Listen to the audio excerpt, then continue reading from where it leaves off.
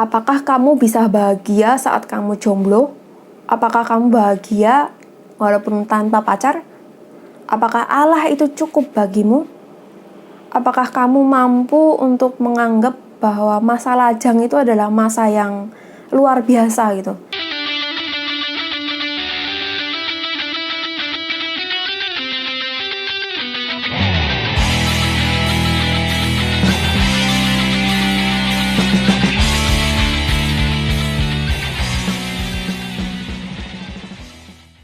Halo, selamat datang kembali di channel YouTube aku.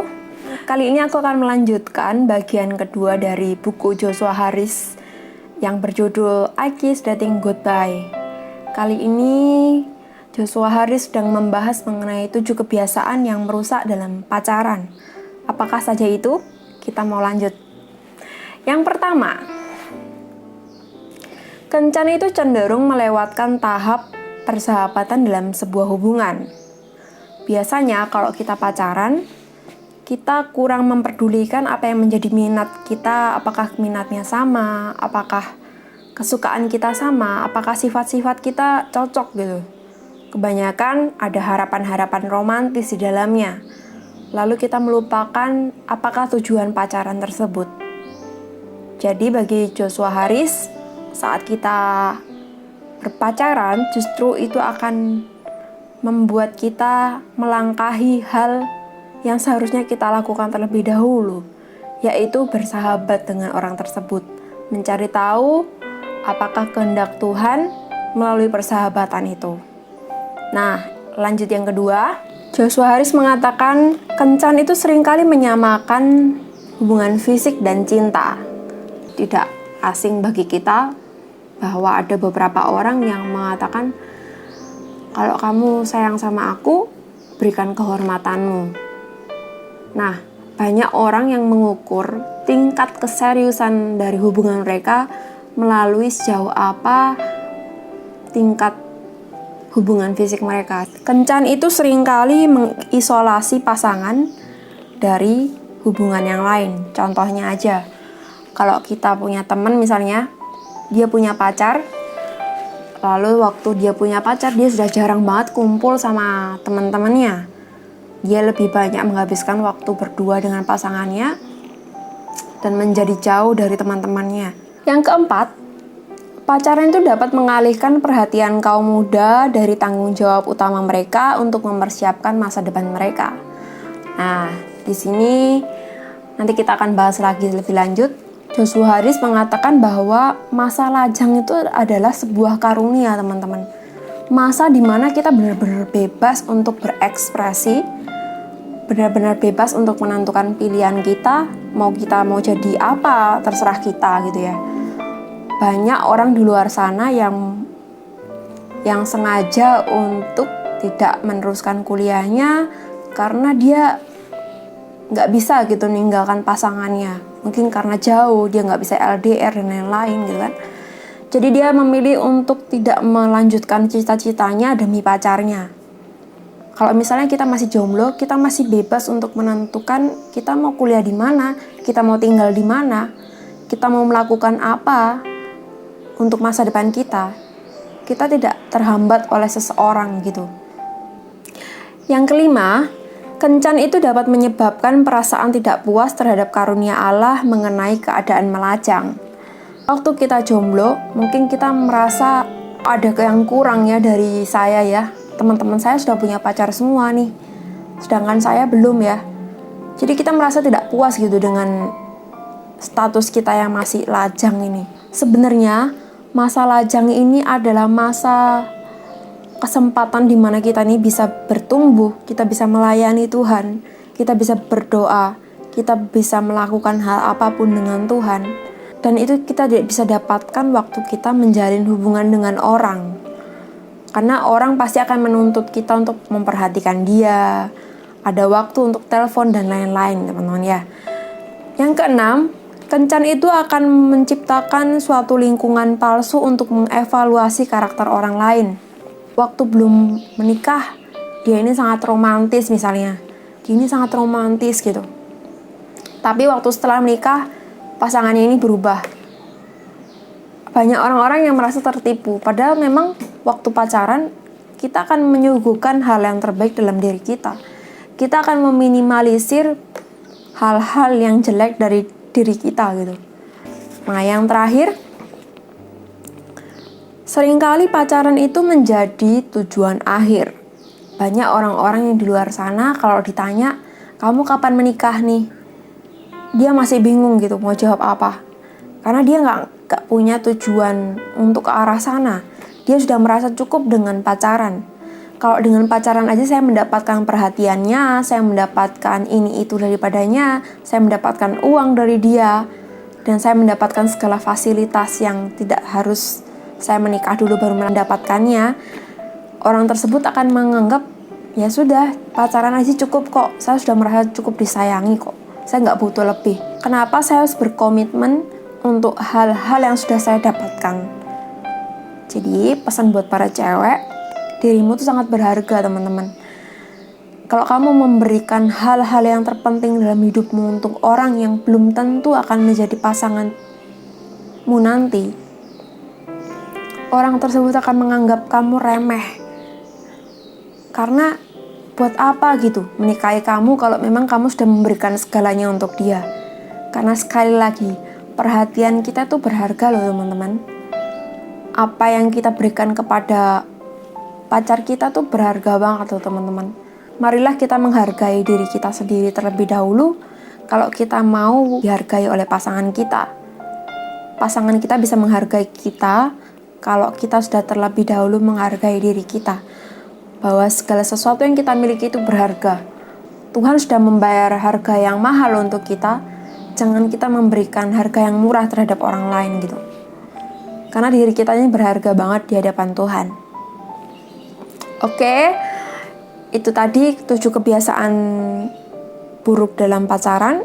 Lalu kita akan lanjut, apa sajakah yang harus kita lakukan saat kita pacaran? Tentu saja yang pertama adalah mengubahkan perspektif kita dalam hubungan. Bagaimana cara kita memandang hubungan tersebut? Berubah dari pola pikir yang lama menjadi pola pikir yang baru. Oke, yang pertama, setiap hubungan itu adalah kesempatan untuk meneladani Kristus. Apakah dalam hubungan kita dengan sesama gitu ya, kita tuh meneladani Kristus gitu? Apakah justru kita tuh berpusat kepada diri kita? Tentang saya, dan saya. Bukannya tentang Kristus, dan Kristus. Kalau kita bicara mengenai Kristus, berarti kita lebih mengutamakan kebaikan orang lain itu tersebut daripada kita gitu teman-teman.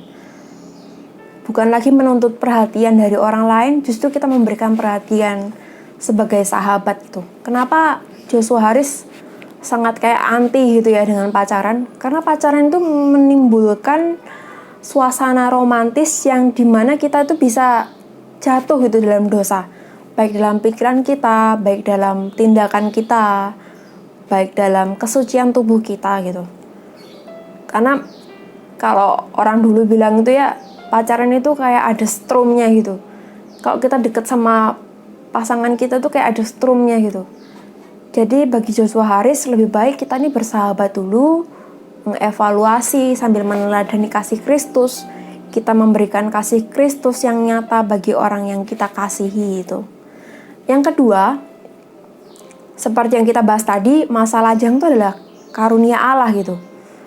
Kalau kita puas dengan masa lajang kita, kita bersahabat dengan sesama kita, kita menjalin hubungan yang luar biasa dengan Tuhan, dan kita percaya bahwa selama Tuhan menginginkan kita lajang, kita tuh ada hal yang Tuhan sedang persiapkan gitu. Justru kita mempersiapkan masa depan kita untuk nanti akhirnya kita bertemu dengan orang yang Tuhan tentukan untuk kita gitu.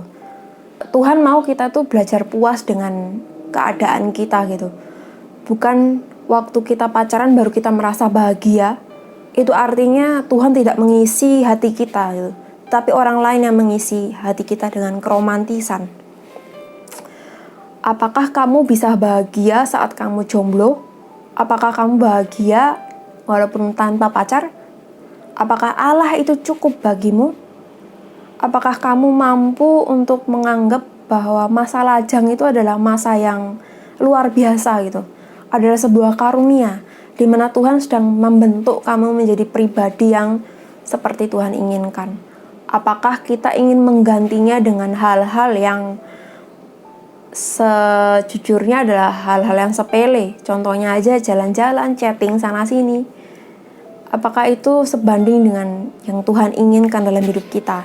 Yang ketiga, saya tidak perlu mengejar hubungan percintaan sebelum saya siap menikah. Sikap yang dulu mengatakan hubungan intim itu terasa enak, jadi lakukan aja sekarang.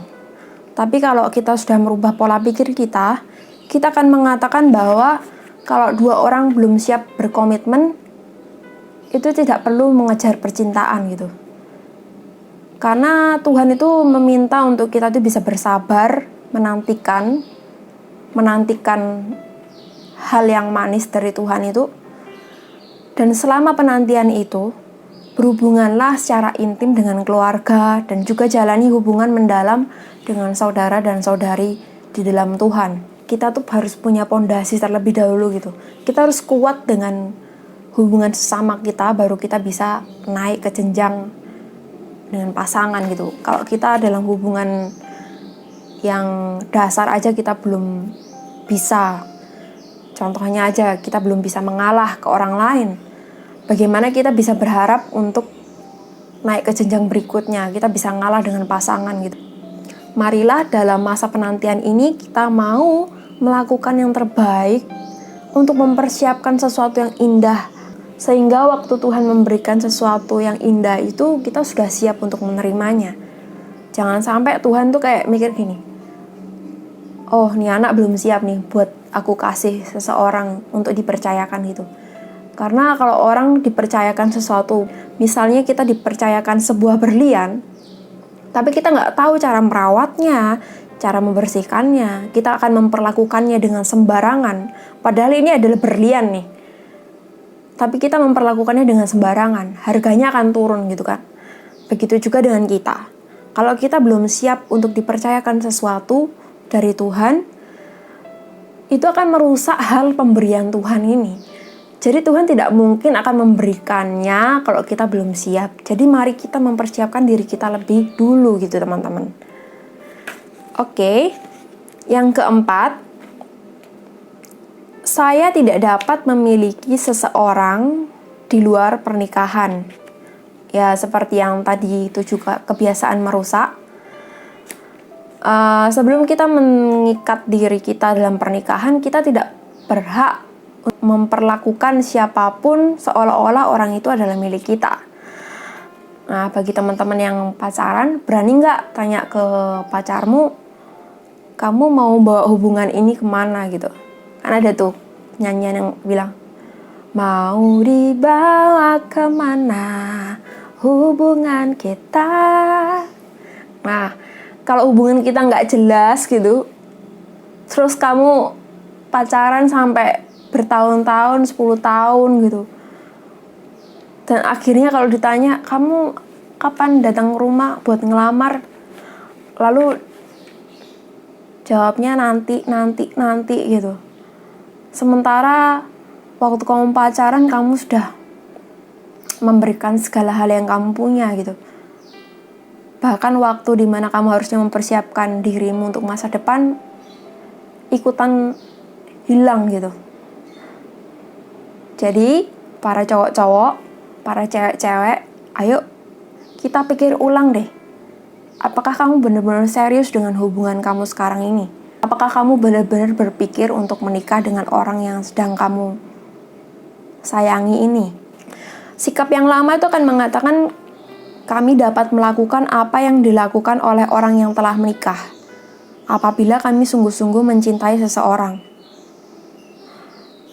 Aku bisa melakukan ini itu dengan dia gitu, seperti orang yang sudah menikah.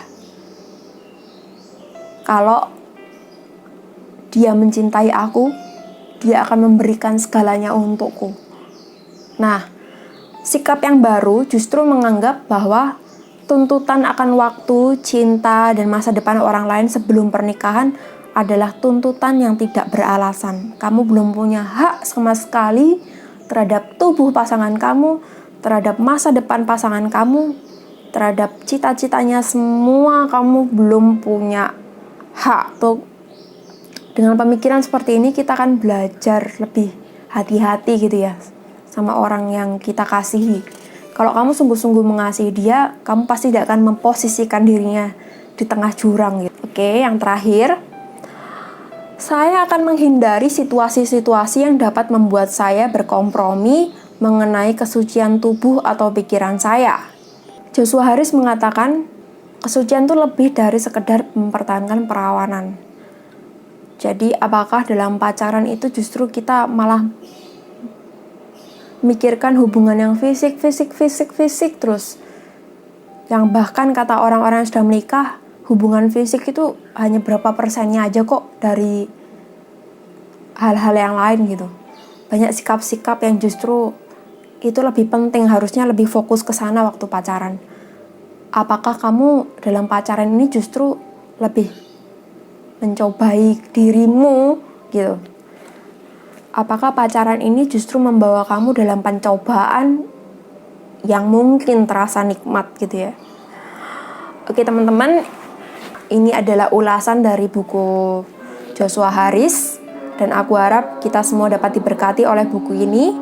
Oke teman-teman, terima kasih untuk perhatiannya pada sore hari ini. Aku akan lanjutkan lagi ke part yang selanjutnya, dan aku harap kalian tetap excited untuk part yang selanjutnya, dan aku harap buku ini dapat memberkati kalian. Dan mungkin buku ini aku nggak akan bahas semuanya karena bukunya tebal banget, jadi beberapa poin-poin aja yang penting akan aku bahas di sini. Oke teman-teman, terima kasih untuk perhatiannya dan Tuhan Yesus memberkati.